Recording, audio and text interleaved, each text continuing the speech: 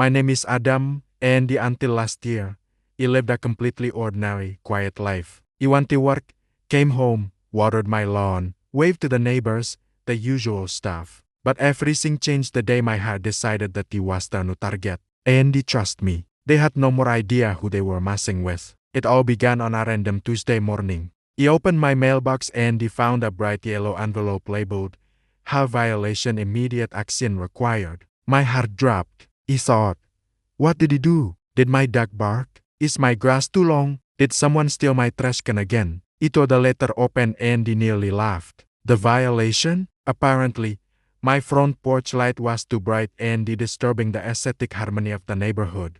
Let me repeat that, my light bulb offended them. But okay, he figured it was a misunderstanding. He swapped the bulb for a softer one and he moved on. Or so he thought. A week later, another violation. This time for improperly stored gardening tools. What gardening tools? My one small trowel leaning next to the hose? Fine. He put it inside. But then came violation number 3. And 4. And 5. Weeds. He had one dandelion. 1. Trash can visible from the street. It was on the curb on trash day. Unapproved holiday day chore. It was a pumpkin. In October. At this point, it wasn't about rules. It was obvious.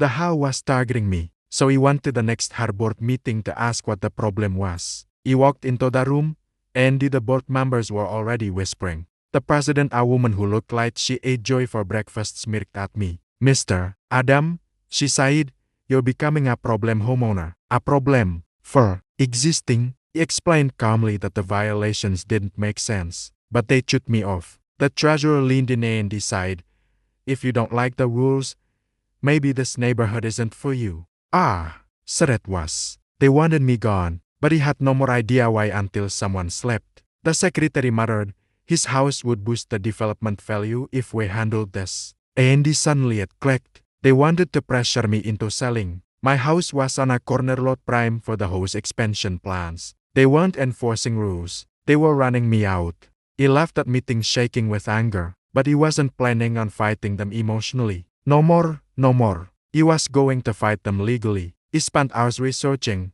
digging through state house statutes, community bylaws, and the public records. And guess what he learned? My HOA had violated their own enforcement procedures, state sunshine laws, fire compliance rules, and the financial reporting requirements. They weren't just bullies, they were corrupt. So he gathered screenshots, recordings, timestamps, letters, everything. Then, he met with a lawyer. A good one. He took one look at my file and decided the words he'd been waiting to hear. "Adam, they're done." The next board meeting was different. This time, he didn't walk in quietly. He came in with my lawyer, copies of legal documents, and a very confident smile. The president tried to shut me down immediately. "You can't bring a lawyer into a private meeting." Oh, but she was wrong. My lawyer placed a printed statute in front of her and decided, "Actually, under state law, any homeowner may bring representation when the board is addressing violations or disciplinary matters." The color drained from her face.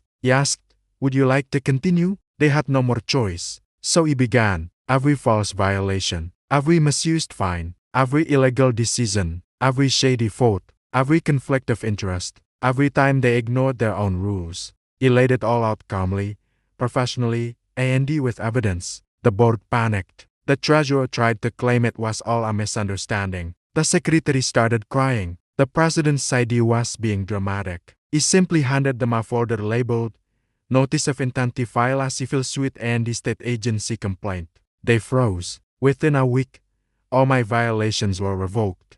My fines were removed. A state investigator opened a case into the HOA. 3 board members resigned. The remaining board members sent me a letter practically begging for amicable resolution. But it wasn't done. He requested a full audit of our finances. Turns out, they had been misusing funds for years. Vacation reimbursements, personal landscaping, restaurant bills, all paid with our HOA dues. The state fined them. The board was restructured. No elections were held. And guess who the new board invited as a consultant? Me. Months later, the new HOA president, a reasonable guy, joked with me, "You basically saved this neighborhood. Without you, none of us would have known how bad they were." All he could do was laugh. He didn't plan on being a hero. He just wanted to be left alone. But if there's one thing I've learned, it's this.